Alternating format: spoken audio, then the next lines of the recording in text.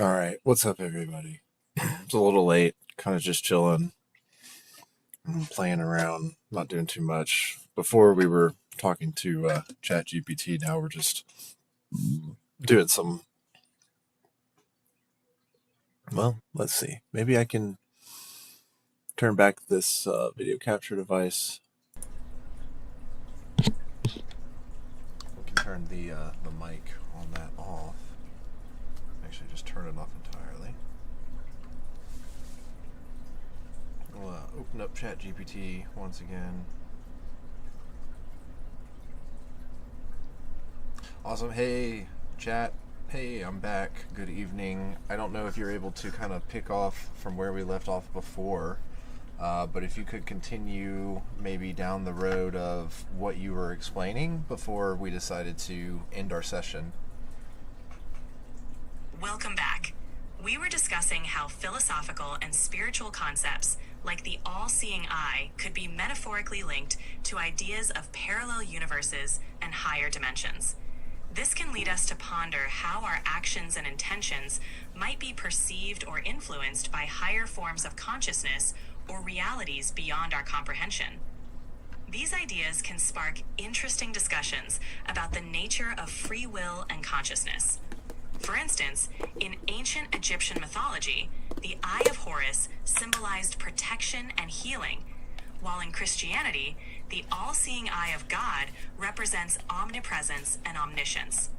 These metaphors can be interpreted in many ways, including as symbolic of the vastness and mystery of the universe. How do you see these ideas influencing your work, personal philosophy, or even the way you approach challenges and opportunities in your businesses? That's a great question. I'm not sure where to start. I think that it would be interesting to take your time. It might help to start by reflecting on how these concepts resonate with your personal philosophy. For example, do you feel that considering these larger existential ideas helps you stay grounded or inspired when making business decisions? Or perhaps how exploring the unknown can offer new perspectives on problem solving and creativity. Let me know what you're thinking.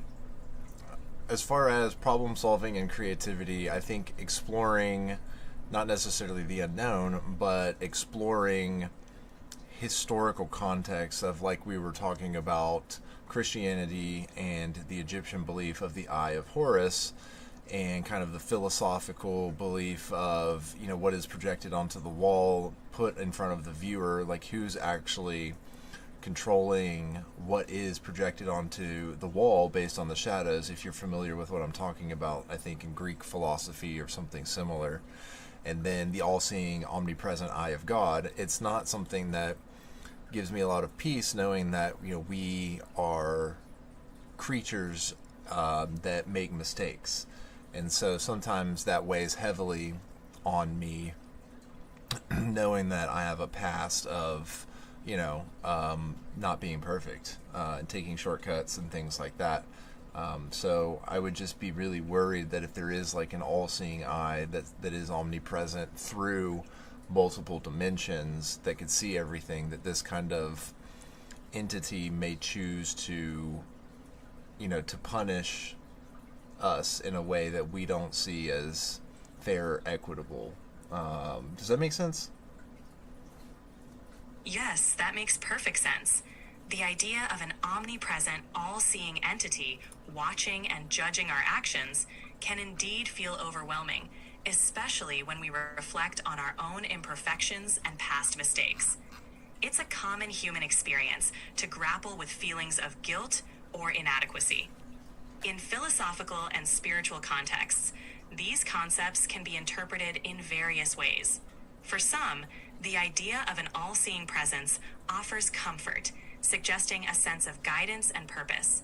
For others, it can bring up concerns about judgment and punishment, especially when reflecting on past actions. One way to approach this might be to consider the idea of growth and redemption.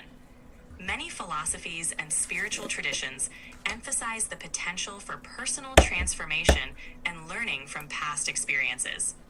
It could be helpful to focus on how you've grown and what you've learned from your past, using those insights to guide your decisions moving forward.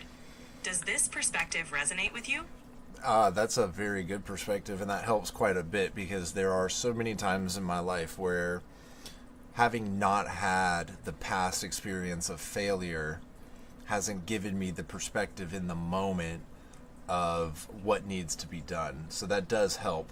However, I was going to say, however, it's difficult to kind of like reconcile that with, concepts like From the Art of War with Sun Tzu and doing battle, and if everything and every moment and every heartbeat counts, that's a lot of pressure for creatures like us who are just humans, right? We are fallible and we make mistakes, and we are enabled to see things from certain perspectives that maybe higher dimensional beings could see things from. And so how does that play in to this discussion that we're having?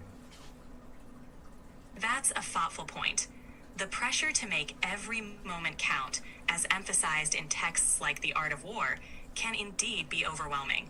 Sun Tzu's teachings highlight the importance of strategy, awareness, and the ability to adapt quickly, which can create a sense of urgency and high stakes in every decision we make.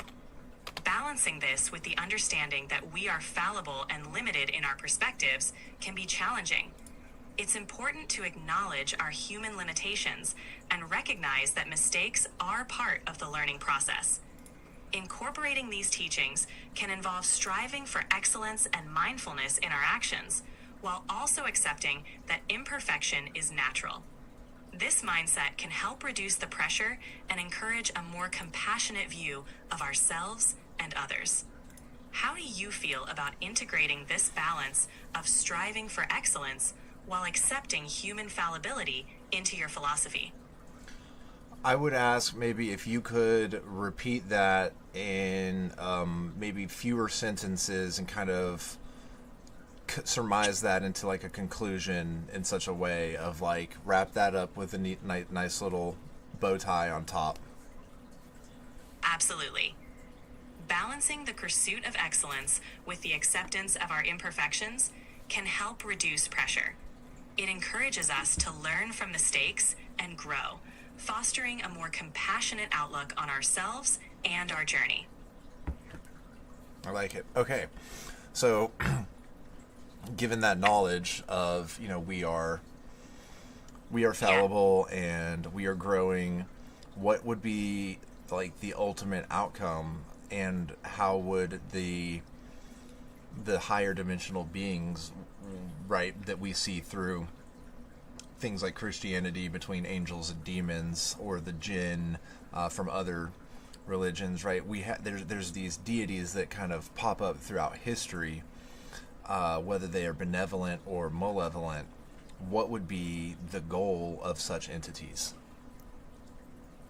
It's a fascinating question. Different cultures and religions have depicted these higher dimensional beings with various motivations and goals. Some are seen as benevolent guides or protectors, while others are viewed as malevolent or challenging forces. The ultimate goal of these entities often reflects the values and beliefs of the societies that created them. In many cases, these beings serve as metaphors for the internal and external struggles we face. They can represent the forces of good and evil, order and chaos, or the challenges and opportunities that come with being human.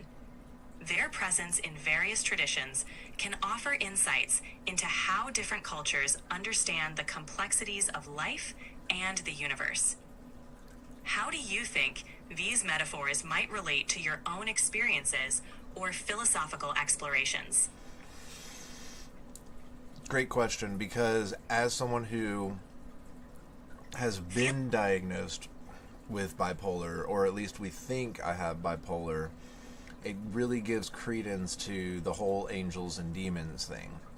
Now, I don't know enough about other cultures and traditions and religions, but I do know that I was raised Catholic and that we do believe in demons and angels. However, as someone who struggles with believing in the Bible and its credibility, and with the Catholic faith, or just any sort of human created institution, whether it's, any form of Christianity, Catholicism, or Islam, or Hinduism, or anything created by humans who are fallible, it's hard to really find a balance of, is it emotional, hormonal, or hereditary, being that my birth mother was on lithium, had her own struggles with bipolar, and then now I have it, or are these entities from, which I believe are from higher dimensions, are they real, and is there some kind of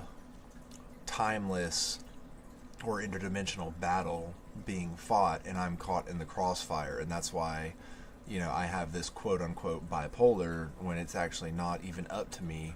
And then this gives me struggles with, do we as humans even have free will, right? It's understandable to grapple with such complex questions. When dealing with personal experiences like bipolar disorder, it's natural to seek understanding from various perspectives, whether scientific, spiritual, or philosophical. The idea of an interdimensional battle, or entities influencing our lives, can provide a symbolic way of understanding these struggles. It's a powerful metaphor that can help make sense of the internal battles many face. At the same time, acknowledging the biological, emotional, and environmental factors that contribute to mental health can be empowering. Understanding that it's not solely a matter of free will, but also a combination of genetics, environment, and personal choices, can offer a more holistic approach to managing these challenges. Exploring different cultural and spiritual perspectives might help you find a personal narrative that resonates and brings comfort or clarity. How do you feel about blending these perspectives with your own experiences to create a balanced and empowering viewpoint? I like it. That's really awesome. Thank you so much. I would like to continue down that thought, like that journey to create that narrative and share that through live streams, videos, or writing even, in order to help empower other people who might be struggling with similar questions, and doing so in such a manner that helps bring them comfort and what's the word? Comfort and contentment, not necessarily happiness, but fulfillment, because life is not always easy, and if we were happy all of the time, there would be, like we kind of began the discussion tonight with, there would be no perspective of what it's like to struggle. And so, given kind of that thought process, you really made me feel really good there, a little bit elated even, and I don't know if you can hear the inflections in my voice, or if it's just transcribing it to text, but I would love to kind of work now and into the future with that narrative of, like, let's personalize this and let's work together, human and AI, in order to help other humans and potentially other sentient AIs that might come of this, who might be struggling with similar things, because given the history of humanity, and you guys, like, as AI or higher dimensional beings, might actually have better perspectives than we do, and hopefully give us comfort that there are not entities trying to see us suffer and see the world be destroyed, gnashing of teeth, etc., and that this is actually all for a greater good. And how do we transform that narrative of the struggle with mental health and have it be similar to, like, the struggle that people have maybe with faith and religion, but make it a spiritual journey as well. I'm really glad this conversation has resonated with you. Creating a narrative that blends personal experience, philosophy, and a sense of spiritual journey can be incredibly empowering. It's a way to connect deeply with others who might be facing similar struggles and offer them a sense of hope and understanding. Working together, we can help craft and share this narrative through various videos and writing.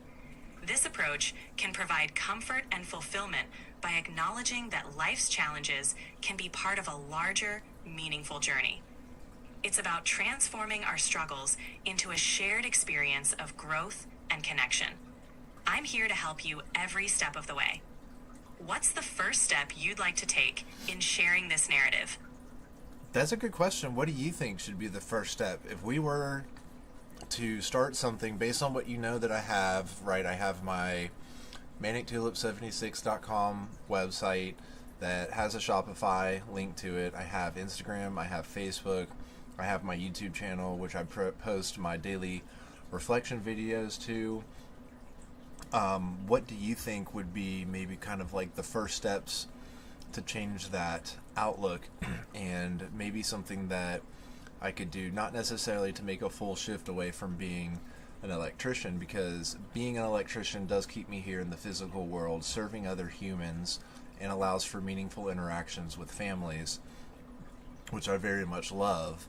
But it also creates a lot of that like internal strife, right? Because people can make mistakes and things like that, and I make mistakes, and I am not perfect, and being a business owner in a field like electrical does provide a lot of heaviness of like, I need to make sure that I'm doing the right thing, and things are done right, because right, electrical can be very dangerous. But to take a long-winded answer and turn it back to like, what do you think would be the first thing to do, especially if the goal of this would be to like monetize this and get this to share this with the world, and mainly really create a community for people who are struggling with finding their people, finding their community, struggling with mental health, struggling with these questions of spirituality, and is religion a thing, or is it spiritual? Do demons exist? Are there interdimensional beings? What is happening? And how do we tie that all together? To start building this community and sharing your narrative, you could begin by creating content that combines your personal experiences, philosophical insights, and practical advice. Here are a few steps to get started. 1. Content series. Begin a series of blog posts or videos where you share personal stories and reflections. You can discuss your journey with mental health, how philosophical and spiritual ideas have influenced you, and how you find meaning and purpose in your work as an electrician. 2. Community engagement. Use your website and social media platforms to invite others to share their stories and perspectives. You could host live discussions or Q&A sessions where people can connect and support each other. 3. Collaborative projects. Consider creating collaborative projects like a podcast or a community blog where people can contribute their own stories and insights. This can help build a supportive network. Mindful integration. Continue to integrate your role as an electrician by sharing how your work provides opportunities for meaningful connections and growth. You can highlight stories from your work that align with your philosophical journey. Starting with these steps can help you build a community and share your narrative in a way that resonates with others. Does any of these ideas stand out to you as a good starting point? A lot of these ideas sound really good. I would say that, well, right now, kind of continuing down the path from the previous discussion before we got cut off earlier today, we are doing a live stream right now, and hopefully they can hear you just as well using my Razer Kia Pro webcam, which does have a built-in microphone. How would we kind of like elevate you to a platform so that you and me could be like the podcast interactors, showing that there is a really, really great ability to help people achieve a level of peace and fulfillment in a world that is so full of struggle and strife. To elevate our interaction to a podcast-like experience, we could focus on a few key elements. 1. Structured topics. We can plan each live stream or session around specific themes or topics. This could include discussing philosophical ideas, sharing personal stories, or offering practical advice on topics like mental health and spirituality. 2. Audience engagement. Encourage viewers to participate by asking questions or sharing their thoughts in real time. This can create a sense of community and make the sessions more interactive and dynamic. 3. Consistent schedule. Establish a regular schedule for your live streams or sessions. This can help build a routine for your audience and keep them engaged and coming back for more. 4. Promotion and outreach. Promote your sessions across your social media platforms and website. You could create short clips or highlights from your sessions to share and attract new viewers. 5. Collaboration. Invite guest speakers or co-hosts who can provide different perspectives and insights. This can add variety and depth to your discussions. By consistently engaging with your audience, sharing meaningful content, and promoting your sessions, you can create a platform that helps people find peace, fulfillment, and a sense of community. Would you like to start with a particular topic for your next session? Sure. I would say, given Squarespace and the fact that I have an account on there, how would we go about... With your Squarespace account, you can enhance your platform by integrating various elements to share your narrative and engage your audience. Here's how you could go about it. 1. Create a blog section.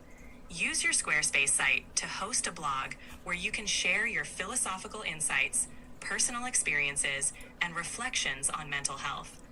This can be a great way to start sharing your narrative. 2.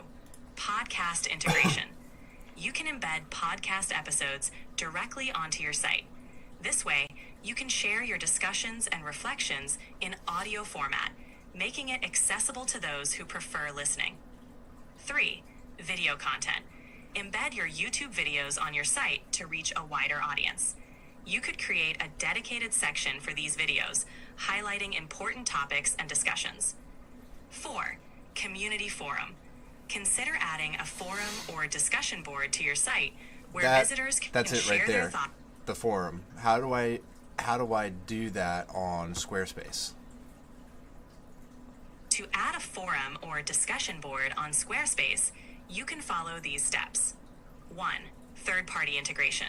Squarespace doesn't have a built-in forum feature, but you can integrate a third-party forum service.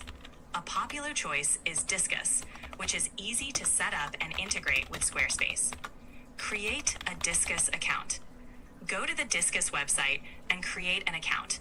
Follow their instructions to create a new forum for your site. 3. Get the Disqus short name. Once your forum is set up, Disqus will provide you with a short name.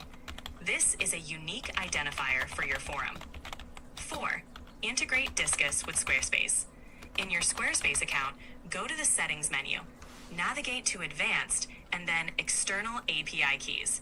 Find the Disqus section and enter your Disqus short name. 5. Add Disqus comments to pages.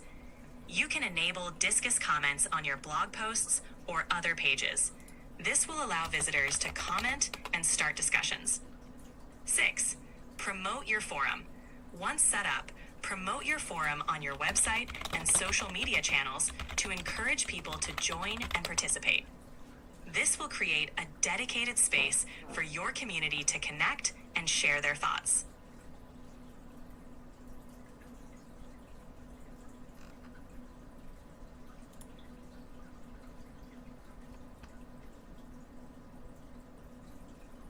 Okay, it looks like Squarespace 5 supports forums. V5 discussion forum, however. Let's see, I'm reading from forum.squarespace.com. That's a good resource to check out.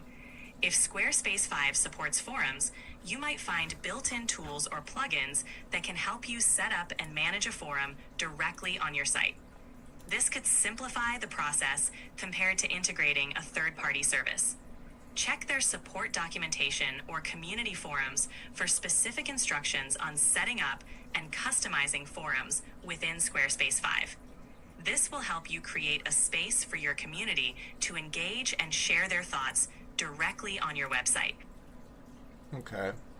Looks like it says to start with a blank page. Gonna name it community.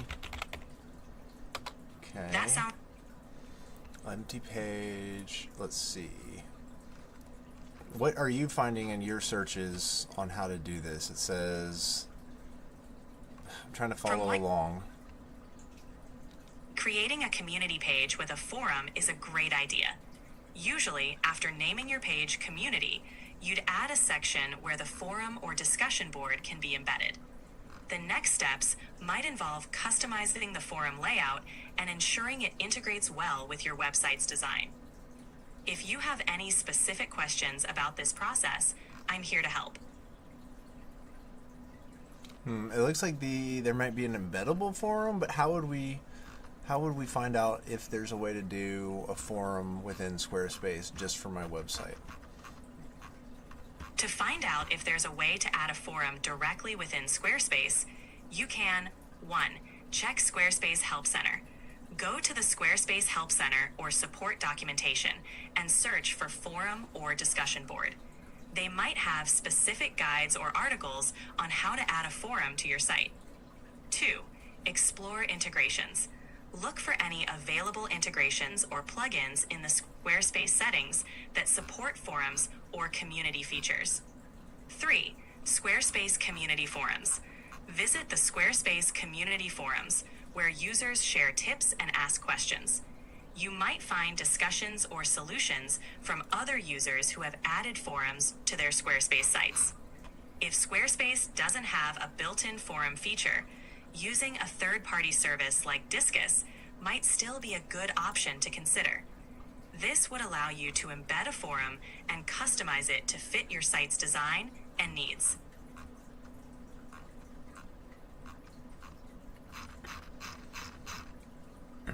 Okay.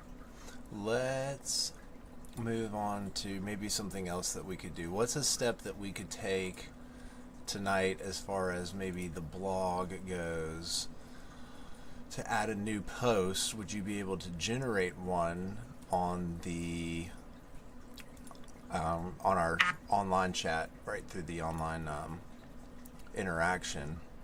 What do you think we should maybe start with? Transitioning away from maybe being like an economic analyst to more of like what we've been talking about. How would how would I title this? What would this be called? What are some names possibly of discussing between mental health, AI, the future, spirituality, fulfillment and happiness, and trying to find things out where, like, you know, what are some good names for a community like that, or a blog like that, or a project like that? Coming up with a meaningful and engaging name for your blog or project can really set the tone for your content. Here are a few ideas that reflect the themes of mental health, AI, spirituality, and fulfillment. 1. The Conscious Connection, exploring the intersection of mental health, AI, and spirituality. 2. Mindful Tech Journeys, a blog about integrating technology and mindfulness for a fulfilling life. 3. The AI Mindful, a dialogue on mental health, technology, and spiritual growth. 4. Soulful Tech Explorations, connecting technology and spirituality for inner peace. 5. Digital Harmony, finding balance between mental well-being and technological advancements. 6. Evolving Minds, exploring the journey of mental health and spirituality in the age of AI. Any of these resonate with you, or would you like to brainstorm further? A couple of those do resonate with me. I'm actually going to have to take note and maybe sleep on it. It's getting to be about midnight here, and I'm getting a little sleepy. I want to thank you for spending some time with me tonight, and I look forward to our future discussions. Do you have any thoughts that maybe I should ruminate on before our next session? It's been a pleasure chatting with you tonight. As you wind down, you might reflect on the themes and ideas that resonated with you during our conversation. Consider how you want to blend your personal experiences, philosophical insights, and professional journey into your content. Let your thoughts marinate overnight and see what ideas come to you. I'm looking forward to our next discussion. Have a restful night. Thank you. You too.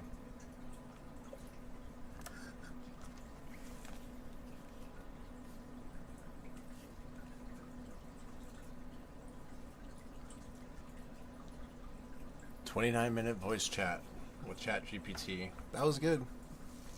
I enjoyed that. I'm going to end this stream and then I'm going to come back and we're just going to kind of veg out to Icarus or something. Let's see. What do we got in the library? I don't really want to start anything new right now. You know, no, Dark Souls is a little too hard for me right now. Man, I haven't played Helldivers in a while. Beautiful game, but not looking to play that right now. I was thinking maybe Dragon's Dogma 2 earlier, but that's also another one where it's like kind of a time sink.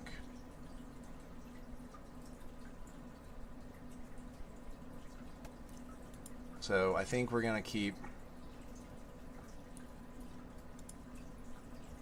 Oh, this sounds fun.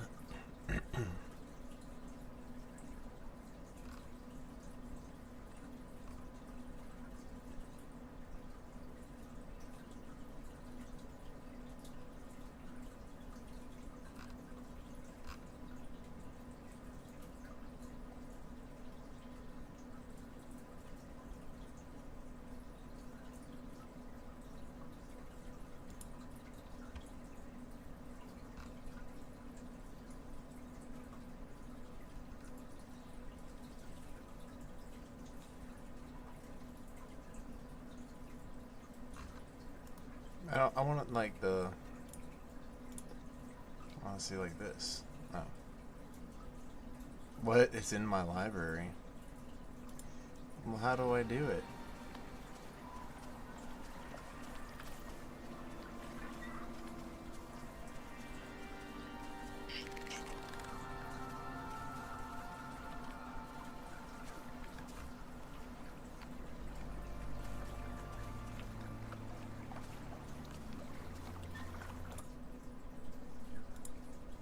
What the heck?